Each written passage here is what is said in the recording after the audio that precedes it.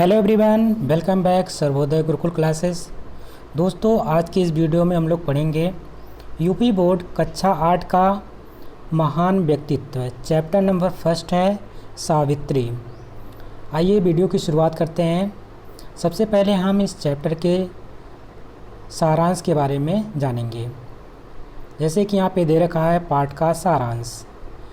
प्राचीन काल में हमारे देश के मध्य देश पर अश्वपति नाम के एक राजा राज्य करते थे।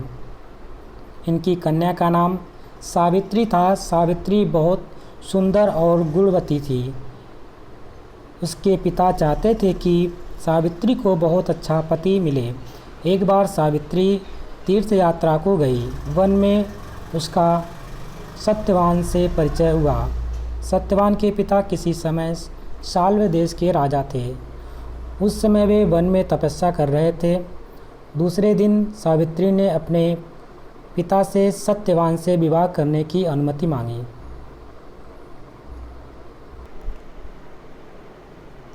अश्वपति बड़े प्रसन्न हुए, किंतु जब उन्हें यह पता चला कि सत्यवान की आयु अब अधिक शेष नहीं है तो वे बहुत दुखी हुए। लेकिन सावित्री अपनी बात पर डटी रही। अंत में अश्वपति ने विवाह की अनुमति दे दी।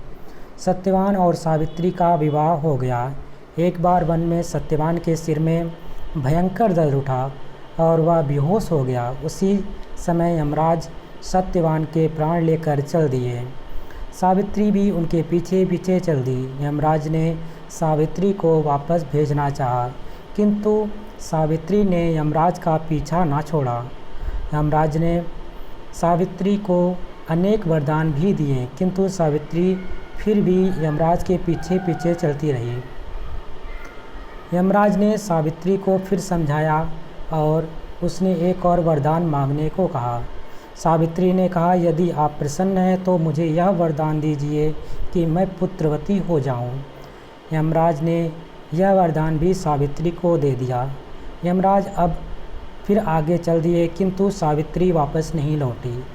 अब तो यमराज को क्रोध आ गया। उन्होंने फिर सावित्री को लौट जाने को कहा। सावित्री बोली, धर्मराज, आप मुझे पुत्रवती होने का आशीर्वाद दे चुके हैं और मेरे पति को आप अपने साथ लिए जा रहे हैं।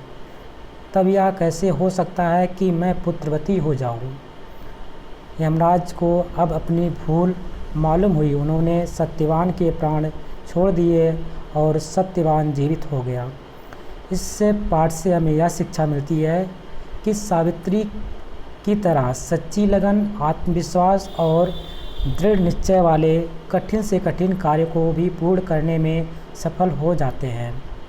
आइए अब देखते हैं हम लोग इस चैप्टर के महत्वपूर्ण प्रश्न अभ्यास के बारे में। जैसे कि यहाँ पर पहला प्रश्न दे रखा है, निम्नलिखित प्रश्नों के उत्तर दीजिए। प्रश्न नंबर फर्स्ट यहाँ पे है, सावित्री कौन थी? उनका विवाह किससे हुआ था? उत्तर में लिखेंगे, सावित्री राजा अश्वपति की पुत्री थी। उसका विवाह सत्यवान के साथ हुआ था। प्रश्न नंबर सेकंड है, सावित्री का विवाह सत्यवान के साथ क्यों नहीं करना चाहते थे? उत्तर में लिखेंगे, सावित्री के पिता सावित्री का विवाह सत्यवान से इसलिए नहीं करना चाहते थे क्योंकि सत्यवान की आयु बहुत कम थी। उसकी आयु और 1 साल बची थी। सिर्फ उसकी जो आयु थी 1 साल बची थी। यही कारण था कि वह सत्यवान से सावित्री का विवाह नहीं करना चाह रहे थे। प्रश्न नंबर नेक्स्ट है आपका प्रश्न नंबर 3, सावित्री ने यमराज से कौन कौन से वर मांगे? उत्तर में लिखेंगे, सावित्री ने प्रथम वरदान में मेरे सास और ससुर देखने लगे और उन्हें उनका राज्य मिल जाए। दूसरे वर में मेरे पिता को संतान प्राप्त हो जाए और तीसरे में मैं पुत्रवती हो जाऊं। इस प्रकार से उन्होंने 3 वर मांगे थे। प्रश्न नंबर आपका 4 है, यमराज ने सत्यवान के प्राण क्यों छोड़ दिए? उत्तर में लिखेंगे, यमराज ने सत्यवान के प्राण इसलिए छोड़ दिए क्योंकि उन्होंने भूल से सावित्री को पुत्रवती होने का वरदान दे दिया और यह सत्यवान के बिना संभव नहीं था। प्रश्न नंबर 5 है आपका, इस कहानी से क्या शिक्षा मिलती है? उत्तर में लिखेंगे, सच्ची लगन, आत्मविश्वास और दृढ़ विचार वाले मनुष्य कठिन कार्य करने में सफलता प्राप्त करते हैं। इस प्रकार से चैप्टर कंप्लीट होता है। इसमें आपके 5 प्रश्न थे और पाठ का सारांश हमने पढ़ा। उसके बाद 5 प्रश्नों के यहाँ पे उत्तर देखे हम। अगर आपको ये वीडियो पसंद आई हो तो इसको लाइक करिएगा, शेयर करिएगा और चैनल को सब्सक्राइब कर दीजिएगा। मिलते हैं नेक्स्ट वीडियो में, तब तक के लिए नमस्कार, जय हिंद।